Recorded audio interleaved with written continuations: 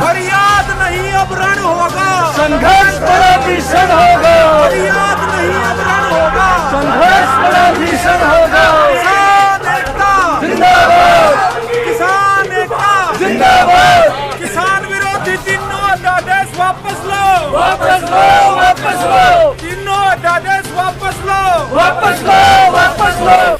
नमस्कार दोस्तों, डियर किसान में आपका एक बार फिर स्वागत है। और आज जैसा कि आपको पता है कि पूरे देश के अंदर किसानों ने रोष मार्च निकाला है। जो 3 कृषि अध्यादेश सरकार ने पारित किए हैं और जो लागू किए हैं, तो इन 3 कृषि अध्यादेशों के खिलाफ आज पूरे देश के अंदर किसानों ने रोष मार्च निकाला है, इसका विरोध किया है। इन कृषि अध्यादेशों की प्रतियाँ जो है किसानों ने फूकी हैं, जलाई हैं।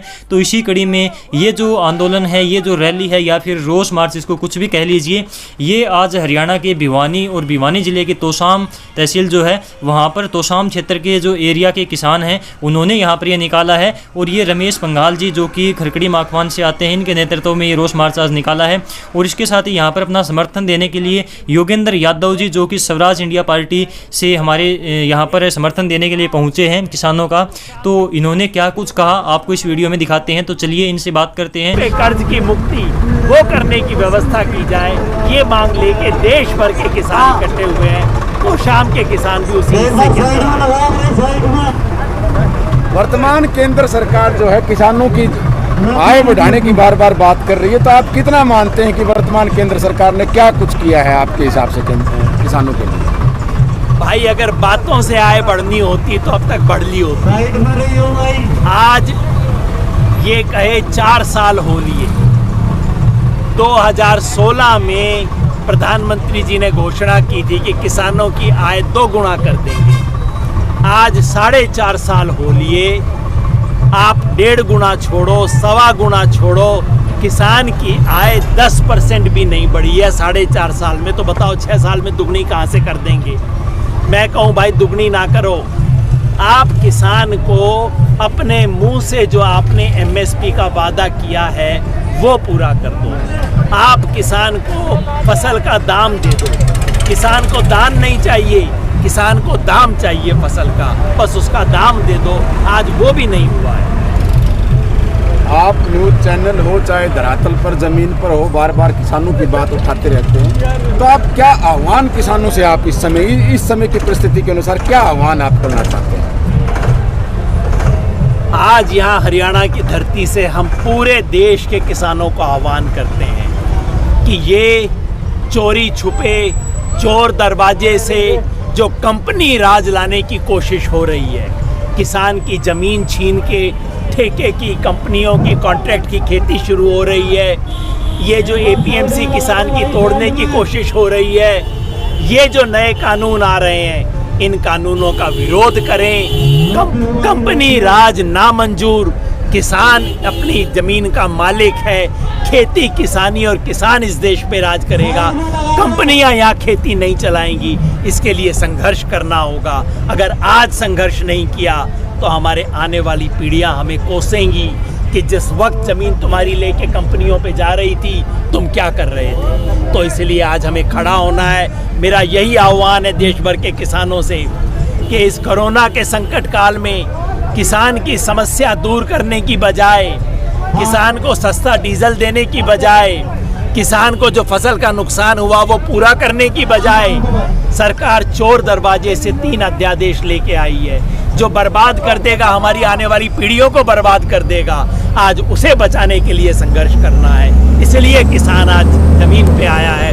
और जिस तरह से मोदी जी को 2014 में अपना भूमि अधिग्रहण अध्यादेश वापस लेना पड़ा था, जिस तरह से 2018 में RCEP जाके उन्हें कैंसिल करनी पड़ी थी, उसी तरह से ये 3 अध्यादेश भी उनको वापस लेंगे। ये चुनौती देने के लिए किसान आज खड़ा हुआ है। एक लास्ट सवाल आपसे, आप बड़ी बेबाकी से राजनीति के ऊपर भी स्पष्टवादिता आपकी रही है, चाहे आप किसी पार्टी में पहले भी रहे हैं, तो जो वर्तमान हालत में राजनीति जिस दिशा में जा रही है, आप क्या इसके पीछे आप संदेश देना चाहेंगे? क्या जरूरत आज राजनीति की, किस परिस्थिति में ये होनी चाहिए? भाई, इस मंच से मैं किसी पार्टी का संदेशा नहीं देना चाहता, ये किसानों का प्लेटफॉर्म है, मैं सिर्फ किसान की बात करूँगा। सच बात ये है कि पिछले 70 साल से इस देश में कोई किसान हितैषी सरकार नहीं आई। एक दो किसान हितैषी नेता जरूर आए थे, चौधरी चरण सिंह आए थे, बीच में देवीलाल जी ने भी कुछ अच्छा काम किया था, मगर कोई पार्टी सरकार किसान हितैषी नहीं आई। पिछले 6 साल से ये जो सरकार है, इसने तो हितैषी होना छोड़ो, जड़ खोदने की कोशिश की है इन्होंने किसानों की, और अब किसान इसको मंजूर नहीं करेगा। पहले किसान अस्पताल में भर्ती था, इस सरकार ने किसान को अब आईसीयू के अंदर भर्ती करवा दिया है और अब उसका कोई इलाज नहीं हो रहा। तो इसलिए मैं तो समझता हूँ अब किसान को आके या तो राजनीति किसान को नचाएगी या किसान राजनीति का गिरेबान पकड़ेगा।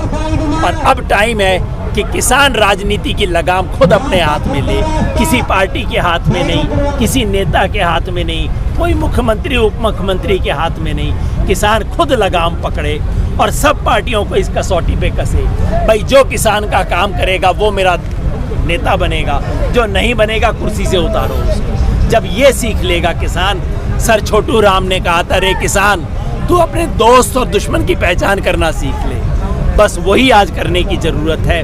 राजनीतिक दलों में किसान को अपने दोस्त और दुश्मन की पहचान सीखनी होगी, और वो सीख लेगा तो बाकी सब अपने आप हो जाएगा।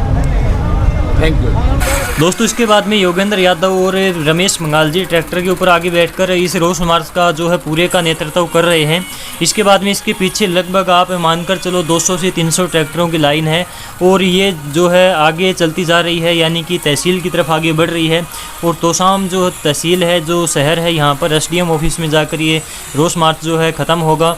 वहाँ पर इसकी अध्यादेश की प्रतियाँ जलाई जाएंगी और उसके बाद में जो एसडीएम साहब हैं उनको इसकी कॉपी सौंपी जाएगी, यानी कि एक प्रकार से प्रधानमंत्री तक ये बात पहुंचाई जाएगी कि ये जो 3 अध्यादेश जो आप लेकर आए हैं ये पूरी तरह से किसान विरोधी हैं और इनको आप वापस लें और आपको इनको वापस लेना ही होगा।